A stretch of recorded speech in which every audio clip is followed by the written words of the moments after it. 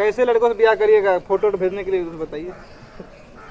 हमरा के एगो हैंडसम लड़का चाहिए, हमके बहुत प्यार करी और अपना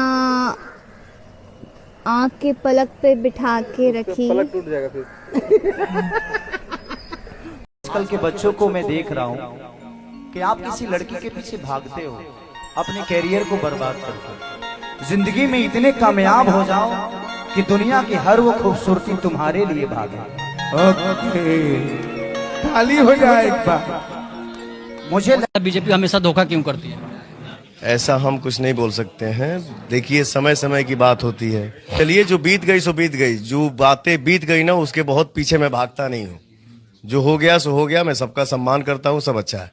आज कितने दिन से वो सेवा कर रहे हैं। बुरा तो हम सबको भी लगता है कि आज इतने 17-18 साल से वो सेवा कर रहे हैं और उसके बावजूद भी उनको वो कद पद नहीं मिलता है। तो ये तो उनको सोचना चाहिए जे क्या शायद अभी वो लोग उनको उस लायक नहीं समझ रहे हैं कि क्या प्रॉब्लम है, नहीं पता। मैं अंदर की बातें तो जानता नहीं, बट ये मैं थोड़ा सा बुरा लगता है कि वो आदमी इतने निस्वार्थ मेहनत करते हैं और उसके बावजूद भी उनको ये कद पद नहीं मिलता है।